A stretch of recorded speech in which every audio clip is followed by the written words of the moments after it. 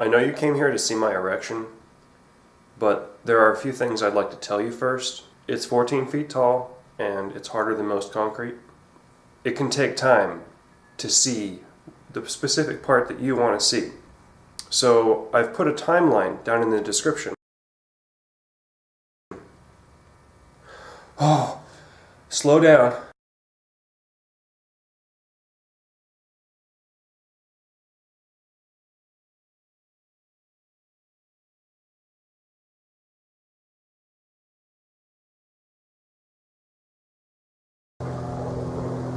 This is the base of the light pole. The bolts go through those 4 holes around the outside, and the conduit goes through the center hole. I dug this out so that I could put a piece of plywood near it, and clamped it to the base of the light pole. And with a Sharpie, I marked my holes. The clamp needs to have it feel real secure so that your holes are accurate. And then I indicated the direction of where the wires come out. There's a cover plate, and I wanted that cover plate to be accessible later. So I told myself what direction that was. The 4 protruding objects around the exterior of the circle are 4 cuts of the same 10-foot piece of 3/4 inch or 2 centimeter all thread, hot dip galvanized all thread.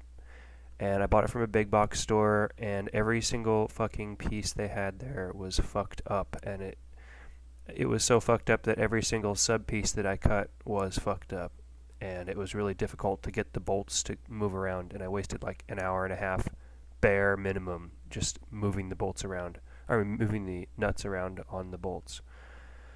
So it would have been better if I went to like a real contractor supply, or maybe just any other hardware store, but do check your all thread, make sure it's decent. Each of those extends at least 2 feet, or about 3/4 of a meter, or 2/3 of a meter into the concrete, and terminates into an L shape of sorts. This is to keep it from pulling out, and also in this case to keep it from twisting as I try to get the bolts wrenched down around the all thread. When you are welding objects to your galvanized objects, you want to remove all of the zinc, or just have really good air circulation so that you do not breathe the gas, because that gas is toxic. I do not know how toxic, but it's supposed to be pretty bad. It will be easier on you if you can just find some really long hot-dip galvanized L-bolts, or stainless steel, of course. But I didn't know where to find those. Maybe eBay, huh? The concrete beneath here goes down to the hard pan, which is very hard. The local water company installers who install the new water meters, they joked about how you need a shovel to break up the asphalt roads, but you need a backhoe to dig up the dirt. Anyway, it's really hard. It's about 3 feet down, which is not as far down as you want to go.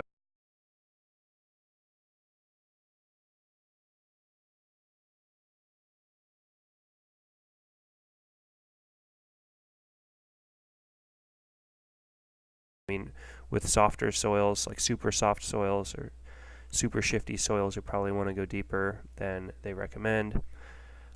Deeper and or wider. I forgot where to find the engineering calculations for making sure your light pole with the light attached assembly survives through winds and through earthquakes. In my area, if the San Andreas Fault, which is the biggest major fault line, goes apeshit and has, I believe it's an 8.2, or maybe it's a 9.0, I've forgotten, theoretical maximum earthquake, then I will get about a 6.0 over here. And I looked at some other earthquakes around 6.0, and the peak ground G-force was like 1 G. So I just doubled that, went with 2 Gs, and then you take the average, like the center point, if you're to balance the pole and light assembly at a certain point, how high up is that, and then how wide is the base, and then assuming that the pole itself is infinitely strong, which it's not, you don't want to exceed the ratings of the pole, like for whatever fixtures you put on top of there. But wherever that is, that creates a certain amount of torque and a certain amount of pulling and pushing at the bolts and on your foundation concrete walls, and that'll determine whether or not it shifts in your soil depending on your soil bearing pressure. Mine is a fairly soft soil at like 1,500 pounds per square foot. And you're going to want a rebar cage in order to keep the stretching forces from tearing the concrete apart too much. You want to distribute those stretching forces and keep the concrete from cracking apart as well in the various directions that forces are going to be applied to the post base. Concrete has an ideal water to cement ratio of about 0.4. I don't even know what that means very much, but you want like a 4-inch slump. The greater the slump, the wetter it is. Now, you can add super plasticizers to the mix that are more expensive and not terribly common for concrete companies to have on hand, but you can add those that will totally wetten up the concrete, make it easier to work with. In areas that freeze a lot, you want air-entrained concrete so that the expansion and contraction that comes with water freezing in the concrete doesn't destroy the concrete matrix. It allows more flexibility. And the manufacturers of these pre-built post bases are vibrating their concrete, and they may or may not be spinning the concrete. And they are probably using coarser aggregate and great mixes of aggregate that have very hard stones within the concrete matrix rest upon themselves and fill up the voids significantly.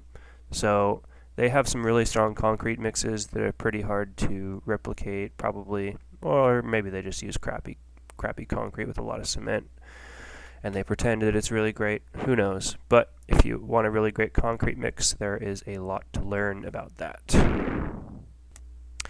This is the base of a pour-in-place utility pole, smaller utility pole foundation here. It is not completed. To the upper left is a vibrator. It's got like a tail on the end that vibrates, and that is really helpful for these thicker mixes of concrete, and it gets all of the major air bubbles out, which can significantly improve the strength of the concrete. And when your rebar is this close to the edge, it will significantly reduce the chance of that rebar being exposed to some sort of water that comes through voids that are left in the concrete from concrete that's not vibrated. So when the spalling happens, it can affect negatively and significantly the structural integrity of the concrete. You'll notice that this is not done pouring. Above here, they have a little jig that holds the bolts in place with approximately 2 to 3 inches of bolt coming above the finished area of the concrete. You can see in the center they have their conduit coming through, and it is not very tall. You're gonna want it not to be too tall. Mine was a little too tall, and it was kind of a pain in the butt getting the pole around. Now they have heavy machinery that lifts the poles up, so it's really not that important. But when you're moving a 850-pound pole by hand, you're not going to want things to be in the way, because that's going to get pretty difficult. The product in which they are inserting the concrete is probably called sonotube, or some sort of tube. Sonotube is a brand, kind of like Kleenex. And it's fairly smooth wall, which helps the concrete settle along itself and creates a nice edge that is less permeable. And it's very convenient, and they have pre-made rebar that's bent into circles and going up and down. You probably are not going to have that luxury, although there are rebar yards and there are places that will bend rebar into circles like that for you, but then you're talking about some more money. And the standard volume or dimensions here are about 1 meter across and about 2 meters deep, so about 3 feet across and about 6 feet deep. And your standard poles are probably going to be bigger than anything you're going to install on your private residential property. including my pole. This image is deeper inside that sonotube form, or a different sonotube form. There are 2 conduit tubes again here. Usually when you're doing parking lots, you have a string of lights, and it's good to ground each light. But you don't want just a ground rod. You want to have a ground wire that's connected to the ground from your feeder, probably. That's what I did. I had a dedicated ground wire that went to like a really good grounding system. But here's a ground rod that they have, and it's common practice to put a ground rod when you do a pole, at least in a parking lot where they don't have ground wires going through the conduit. The L's, those are L bolts that I couldn't get a hold of, and you see the rebar cage. That is a professional cage. That is standard commercial work right there. Being one man, it's a little tougher to do all this, to juggle everything when you're pouring concrete. So that's why I chose to have it already in there. And the rebar cage already in there. And the rebar cage was designed such that these 4 bolts with the legs on them could insert down into the mix. And you want to do it while it's pretty wet so that you don't create excessive voids. And ideally, if you take like a vibrator, maybe a hammer drill, and vibrate around the bolts, then the concrete will do well to get the air bubbles out of there and really surround these bolts. That's an ideal scenario. Yeah, so these all-thread things were bolted to it, and then after the concrete cured, I unbolted it. Obviously that leaves a low spot, which is not ideal, and I'm just going to fill that up later with concrete. But right now, pulling wires. Going to be pulling wires, and I'm setting up the underground conduit. This happens to be 1 1/4 inch conduit. I don't know why I chose that, probably because it was cheap. But I didn't want to go with something really small because it's hard to pull wires through something really small. So these are coaxial cables. They're for 2 different people's internets in different houses. But there is a gas line under here. Ideally, if you're going to low voltage, it doesn't really matter, but with the 120 volt AC, you're supposed to have it at least I think 18 inches down in my area, with a few exceptions if it's protected or something. I think you can have it a minimum of 12 down. But it could be 24 and 18, I don't really remember, but frankly I don't really care. And it's supposed to be vertically 12 inches from any gas line. There is a gas line going underneath here somewhere, so it's not quite to spec that way either. One fortunate thing about this gas line is it's oversized, and it's old steel pipe, and if there was ever a rupture in the gas line, they fill it with plastic. They don't have to like dig it up and replace it. And if they don't have to dig it up and replace it, then they aren't going to run into your electrical thing, because they won't be digging around here. So that clearance issue probably had a bit to do with digging issues and being able to work around the pipes. So these have bell ends on them, which is nice. It's easier to run wires through these bell ends because the wires can't catch in there when you push it that direction anyway.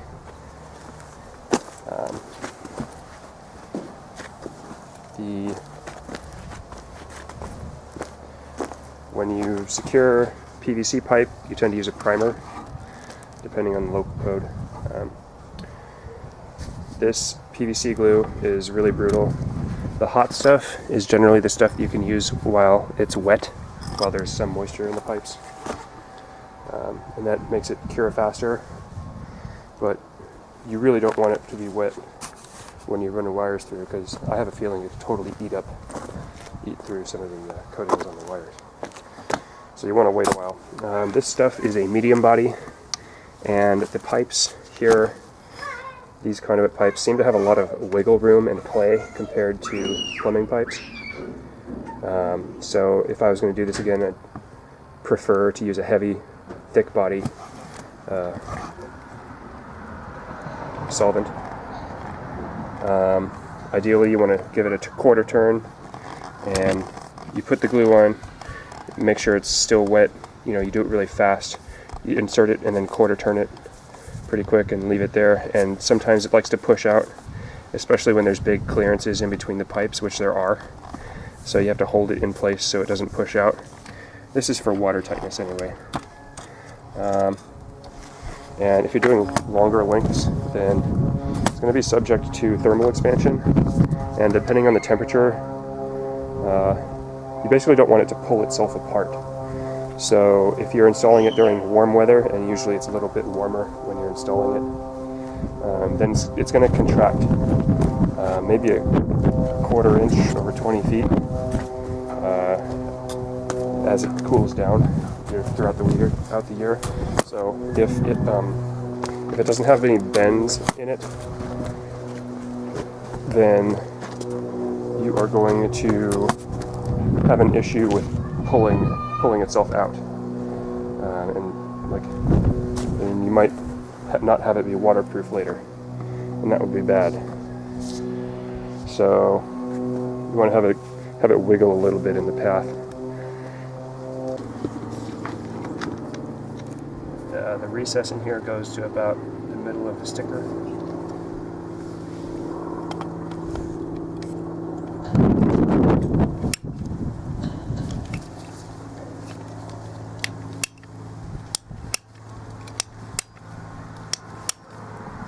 These PVC cutters don't do well with Schedule 80 pipe, which is the thicker stuff. Schedule 40 is going to be thinner and easier to bend in these trenches.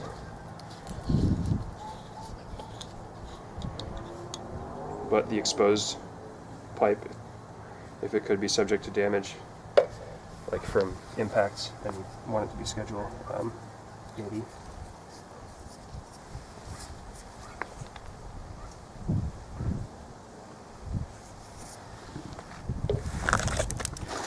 On this one, you can't really get a quarter turn.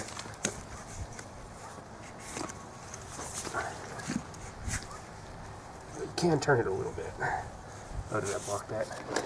And it keeps itself pressured in there. As you go along, it can be definitely helpful in keeping the pipes clean, to place blocks or old screwdrivers that you dug up or whatever underneath the pipes to make sure that the edges don't just like rest in the dirt after you let go of them. So I'm going to let that dry. I'm going to bury this pipe. You're going to get better compaction if you go in layers. Maybe 4 or 5, maybe 6 inches. When you compact aggregate base or road base or whatever, they generally want at least a minimum certain moisture content in the soil for better compaction, as well as a maximum layer thickness. And I think the maximum layer thickness for standard vibra plate or jumping jack, I'm not sure which, is like 6 inches per layer to achieve good compaction. And that's so you don't have too much of a mound or extra dirt left over once you're done trying to fill in the hole, and then left with excessive settling later, which makes for even more work. So it's probably less work to compact as you go. Okay, I'm going to insert this into the tube into the hole that I'm going to pull the wires from. It's steel, so it's fairly rigid, so you can kind of push on it, but it is not as thick as is ideal probably for this situation. This will make it a little better. Foam lubricant, it's like $14 at Home Depot. I already shook the can. And for this diameter of pipe, they say to release it for 2 seconds into the hole.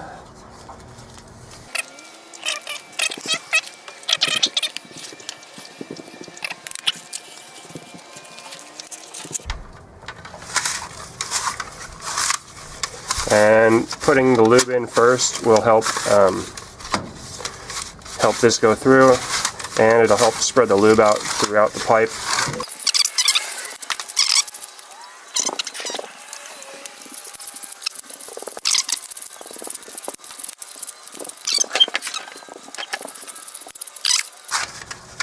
It seems it's not going any farther. That's bad. Oh. Alright. Okay, these fish tapes almost invariably have grease on them, so you might want to wash it off with acetone. So there's a 100-foot rope, which is more than adequate, so that I can tape it to here, and then then I can tape the wires to the rope, and then I can cut the rope off at either end and leave a bunch of rope in the conduit with the wires so that I can pull extra wires later if need be. And I'm going to use this sticky ass tape because it's hella fucking sticky.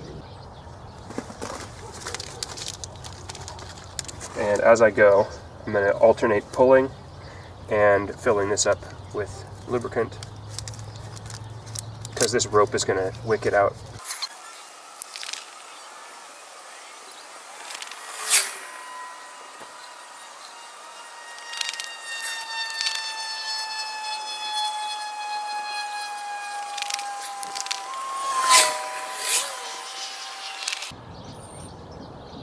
Okay, you might want to use standard Romex, but it's not to code on exterior, especially underground conduit, where it is damp, if not wet.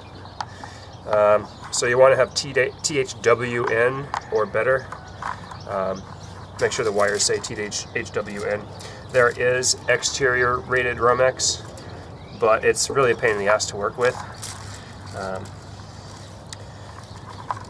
So we got 12 gauge for the 20 amp 120 volt circuit and 10 gauge for the DC 12 volt circuit. I think I can get 5 or 10 amps going through the 10 gauge with a 3% drop in voltage.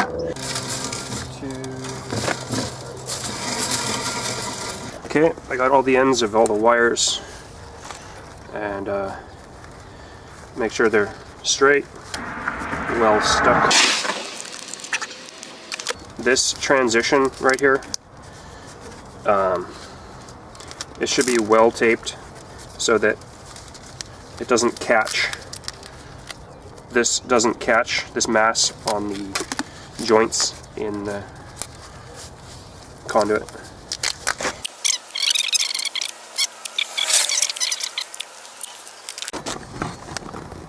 Each wire has its own pile. Shouldn't get too tangled with one another. Okay, it's time to pull.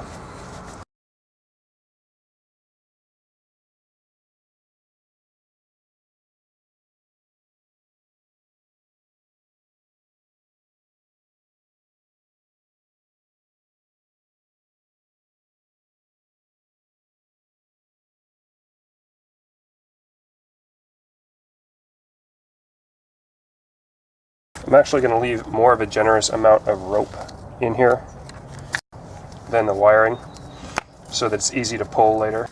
This damn project is never ending, it seems.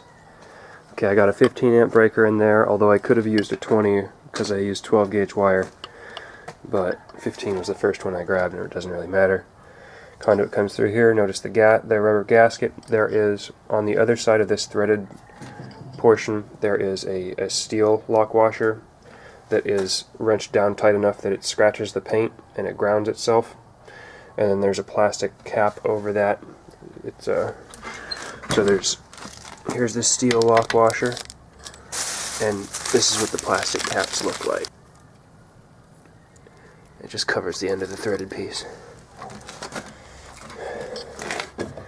Then the hot wire splits into 2 hot wires, so that the 2 hot wires feed both of these switches. That is a manual mechanical timer switch.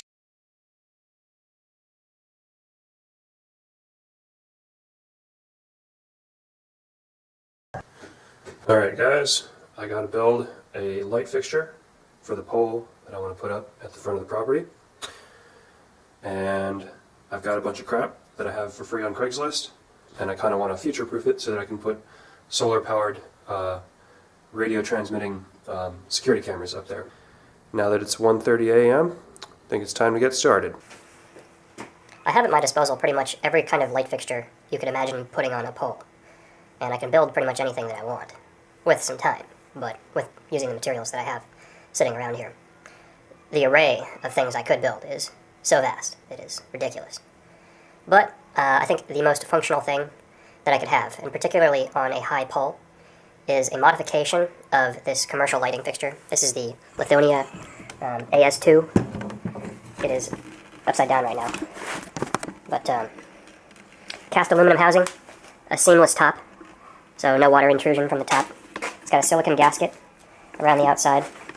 Currently installed is a 250 watt bulb with a multi-voltage ballast.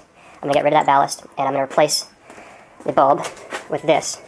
These are light bulbs that I paid $2 for. These are Fate bulbs. You want to get name brand bulbs if you're going to go with LED. It's ideal from a lighting point of view to have the light inside this reflector, sort of, because the fixture is designed to have the light coming from the center there. But from a reliability point of view, especially for residential, I want to go redundant, so I want to go multiple bulbs and a brand name bulb. You can go CFL or LED. Theoretically, the LEDs can last longer, but in practice, they tend not to. At least so far, although the technology is getting better. This is a splitter adapter, and this is a large screw-in base with a $3.50 adapter to a standard E27 base, which this splitter comes from. So I spent like, I don't know, $5 on adapters. We're looking at $10 here per fixture, which sucks, but that's okay. Now, what makes these Lithonia lighting fixtures so nice is you can pretty much, without tools, you can service these things from below. They've got tempered glass without much texture on it, so it's easier to clean and it doesn't get as dirty over the years. They've got a silicon gasket here, which probably will last my lifetime. This bulb is good. I'm going to actually save it because I have a lot of these fixtures. I had to pick them all up. Ooh, that's really in there. In case one of my bulbs burns out. I would consider using this fixture, this whole assembly, which is really heavy. The transformer is really heavy.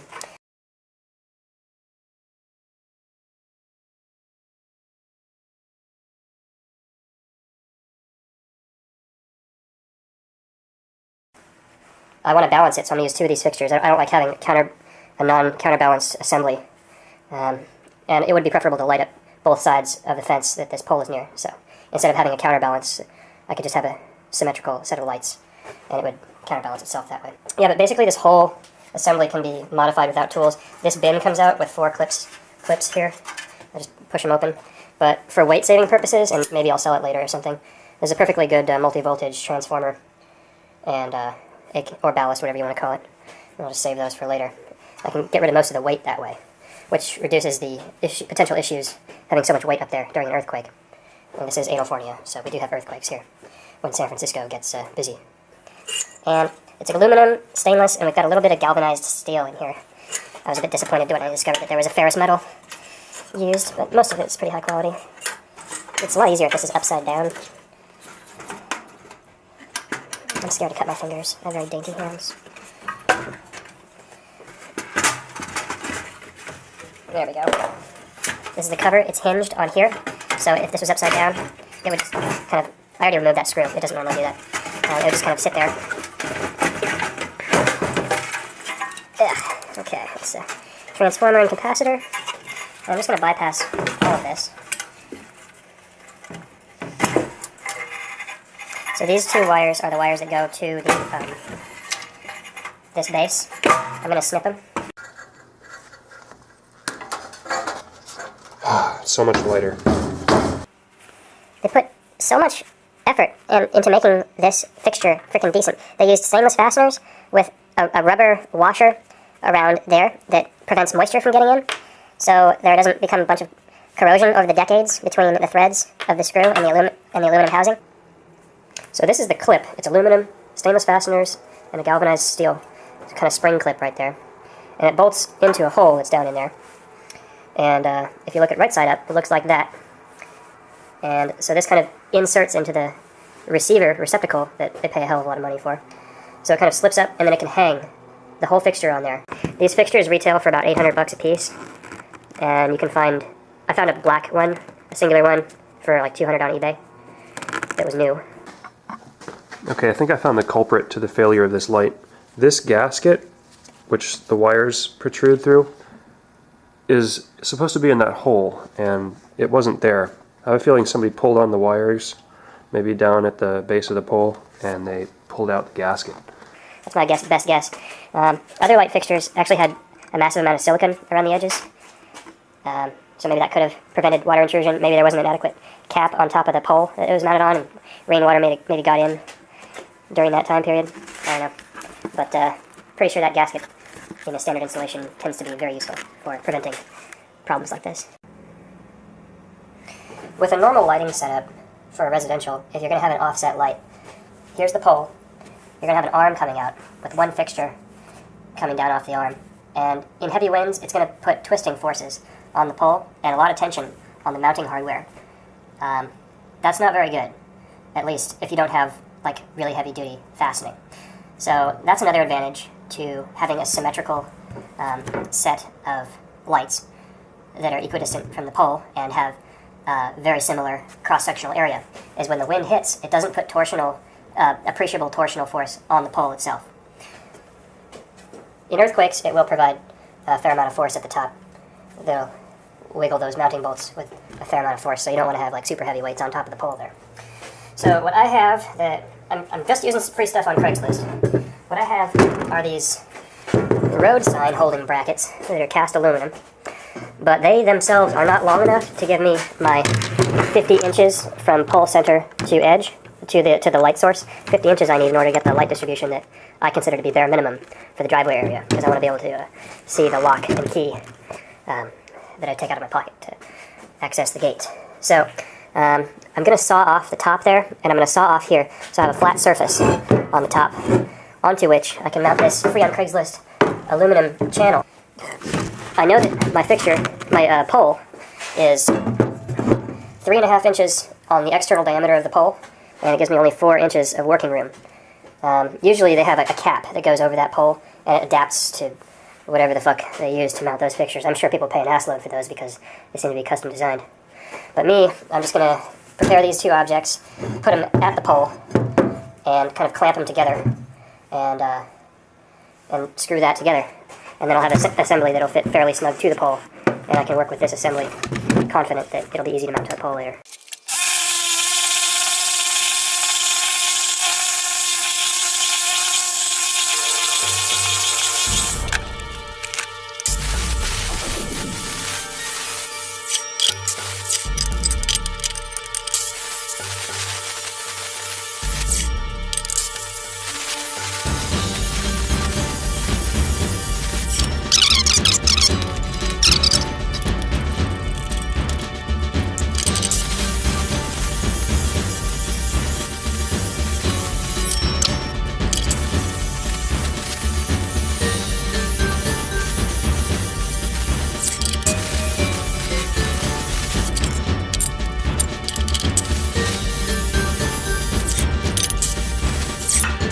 Okay, I think my neighbors probably want me to close the garage door.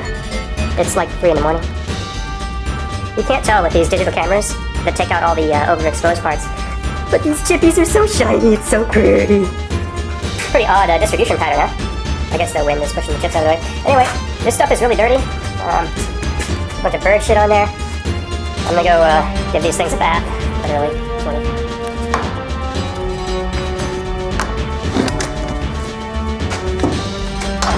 Do these fit flush? Do these fit flush? Not exactly. I could put a filler in between. That would be good. Okay, here's the light pole. 14 feet long. I moved it with this pole and inserting into there. It helps with leverage a bit. Got it propped up on some blocks. And I'm getting ready to take this center line. It's marked here. Put that over the center of the tube.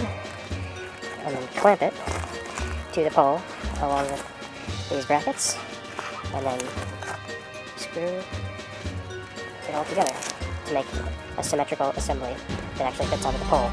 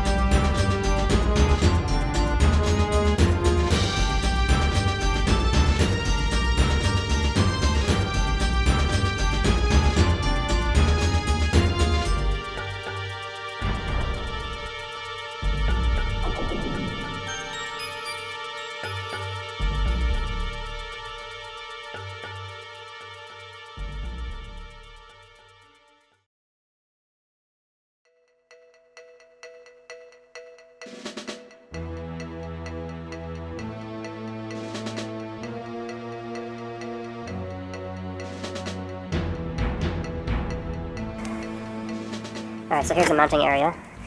This is where the fence is going to be, in between these two poles. And I've got this board going across them to show me exactly where the fence is going to be. And now I got to figure out, because I want to mount the assembly to the pole before I lift it up, and it's got to be mounted in the correct place. Let's get my general end.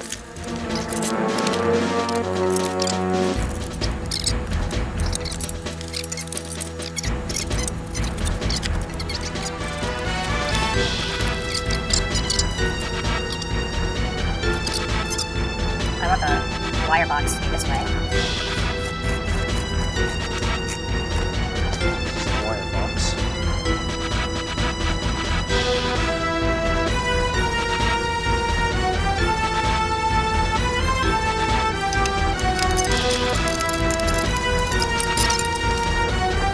Okay. I've got a level here, which lets me know that it's level with the base, because the base has that line that I want to have this level with, or in line with. It keeps it perpendicular to the fence, so it looks right when it's up there. And then I have this clamped to the C channel, and then it shows me if the perpendicular line is that way, because it doesn't fit quite right on there. It's kind of wobbly.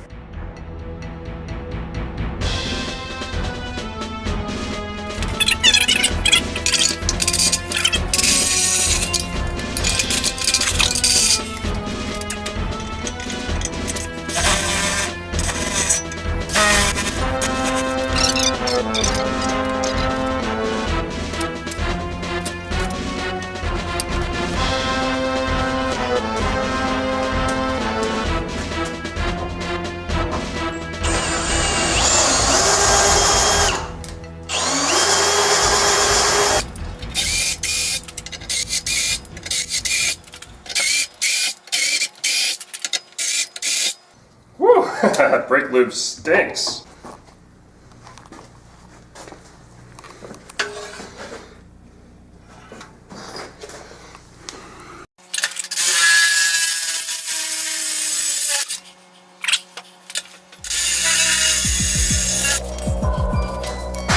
Stainless steel.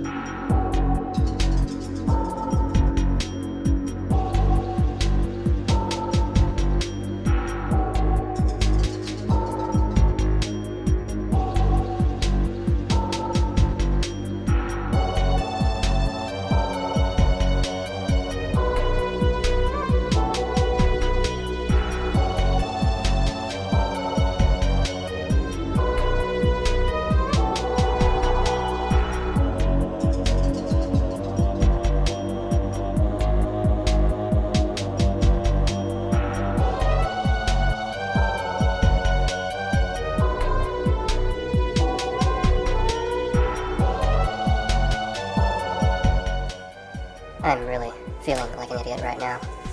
I'm so fucking retarded. Oh yeah, that's a cool light pole. Might be good to put security cameras on that thing someday. Yeah, put some lights out front so you can see your keys without too much problems and then discourage riffraff. It'll even raise property values a little bit. People will think it looks cool. Yeah, no, I'll just do it without spending any money. Yeah, I'll just do it. Yeah, I'll figure out how to do it. Well, I'll fucking figure out how to do it. Jesus fucking Christ. So much goddamn work. So much stress. I already hate construction. Why the hell am I putting myself up to this shit? Huh. I want to cry, but I'm too dead inside. Is that actually true, or is that sarcasm? I don't care enough to figure it out.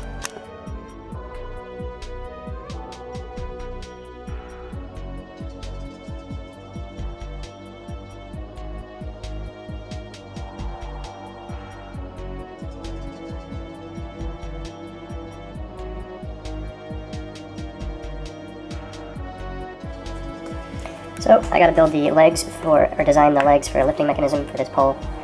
This is the pole. This is the strap. The center of gravity is somewhere around here. That's about 6 feet. And I want to strap it at about 6.5. Ideally, I'd strap it, over here. But then I'd have to have either legs that span really wide, which would mean they'd have to be really strong to resist a lot of flexing force. Or it could be anchored to the ground right there, but that's another gamble that I don't want to have to worry about. So I'm just going to have the legs span slightly wider than the center of gravity of the pole and the strapping area, because even if the center of gravity is over here, but you strap it over here, it's still going to cause pulling forces on this leg, which could topple the whole assembly. You could engineer it. You could figure out how much force is pulling up on there and see if it resists the weight of this leg, but I don't want to go there. Now, this pole is going to be to the side of the leg, so that means if the force, and here is the area that a triangular set of legs, where the legs are wider than the center of gravity, than the strapping point on the pole. So if I was going to lift here, in this example, which is really ugly, I basically can't pull past this line, otherwise I risk the lifting force on the edge of the pole. On the edge of these poles, and risk the whole structure falling over. So if I use 4 legs, then I get this appearance of the area that I can strap into. So I think that'll be... So these 2 beams have to be pretty strong, and then by the time the pole is almost all the way in the air, that's when the forces get distributed pretty evenly over those 4 beams.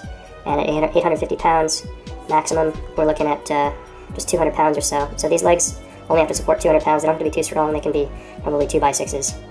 But these ones should be a bit stronger to carry the double the load of these ones.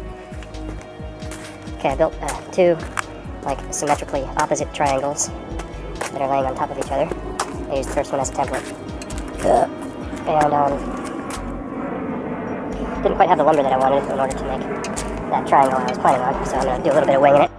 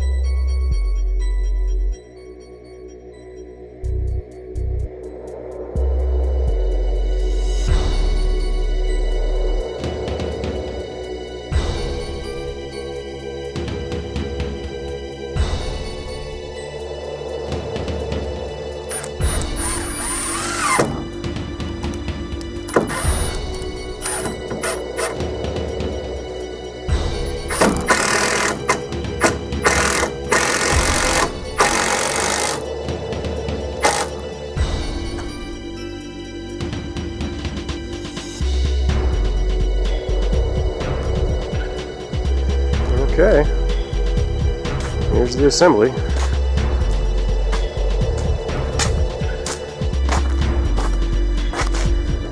And tomorrow, during the daytime, if it's not raining, I will film the erection.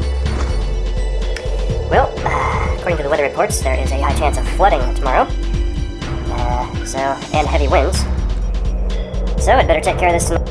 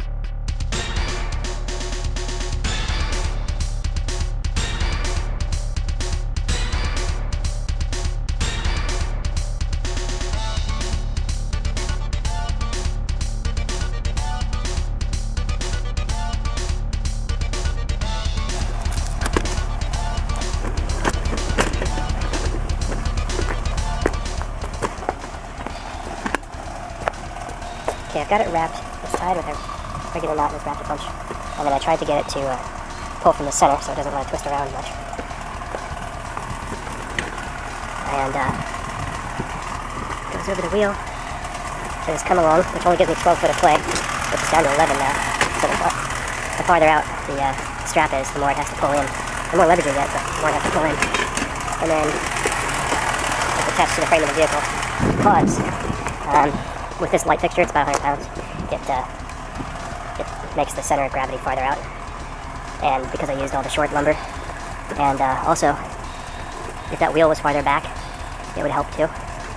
So a bunch of things I could have done with the lift or whatever to make it so that I wouldn't have to use the truck. And then I could also weight down or anchor this side, but it's easier to get the truck here. I have the engine on to save battery.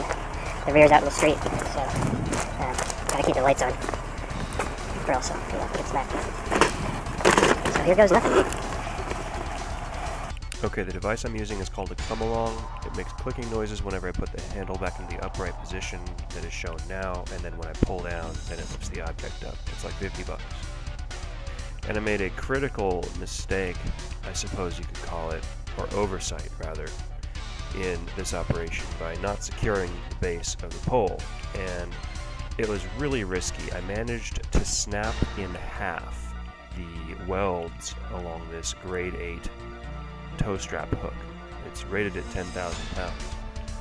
but I had to put so much force on the come along to lift up the pole because of the strap falling off and getting pinned. You will notice me attempting to put the strap back onto the wheel, but it's just beyond hope. I make multiple attempts, and I just give up.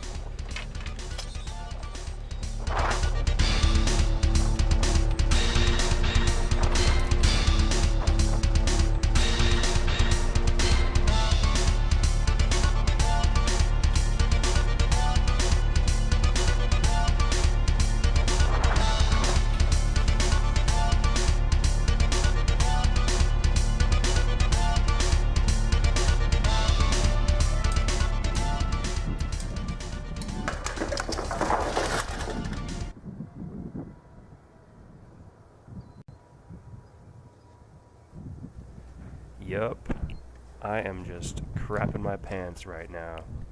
What the hell is going on? How did I screw up? And what do I do now? Well, long story short is I should have put a long board bolted to the base that is perpendicular to the post and is anchored vertically and horizontally to the ground at the ends of the board, so that it steadies the base of the board and keeps it from twisting like this. Said board should be able to be unbolted once the pole is in the upright or near the upright position. And then I go try to get the thing back into a decent position, try to get the strap back onto the wheel, but I just give up on all of that and start lifting.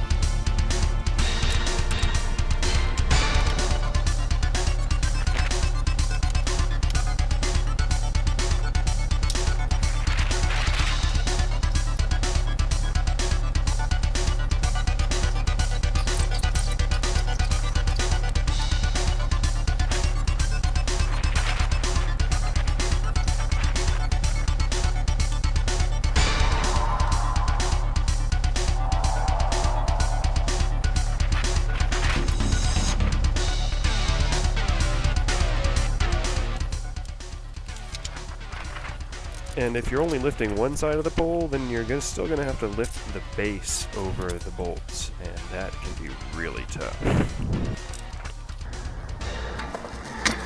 I don't have any silicone caulk right now, otherwise I'd put a bead of silicone around this box. But for now...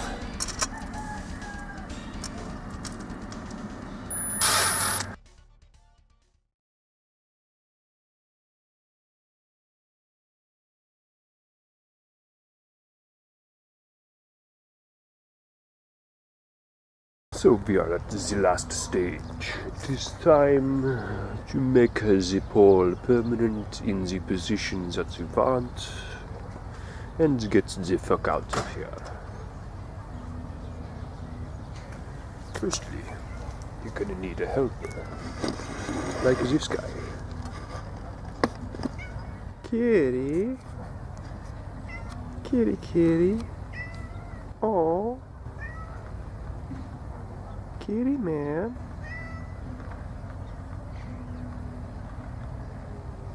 Kitty man?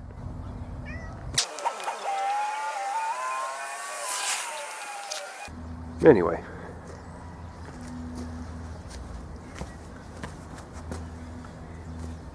Get your level.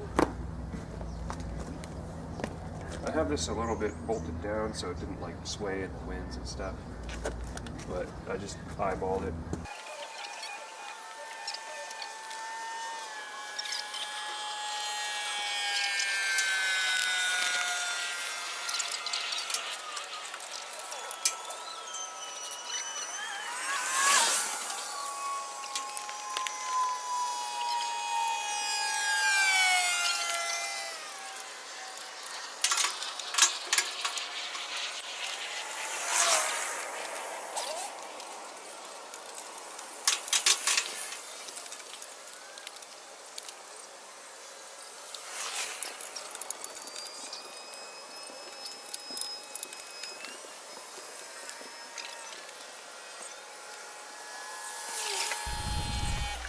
Those noises are actually because I'm working so fast.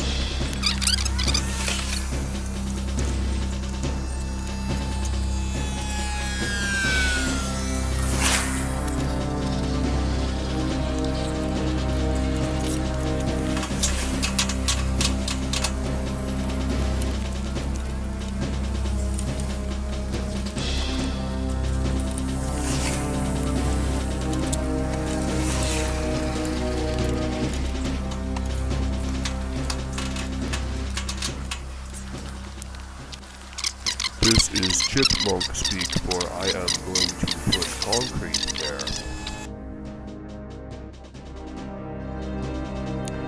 It's messy and time consuming, but because I left a big ditch underneath that pole that would collect water, and I didn't use stainless fasteners, I have to fill it with something so the water doesn't just stick under there and rust everything out.